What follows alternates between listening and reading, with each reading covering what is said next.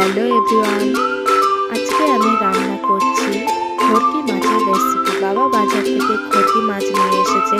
সাধারণত এই মাছটা নদী থেকেই পাওয়া যায়। প্রথমে আলুগুলো ঝুরি ঝুরি করে কেটে নিয়েছি, পেঁয়াজটাও ঝুরি ঝুরি করে কেটে নিয়েছি।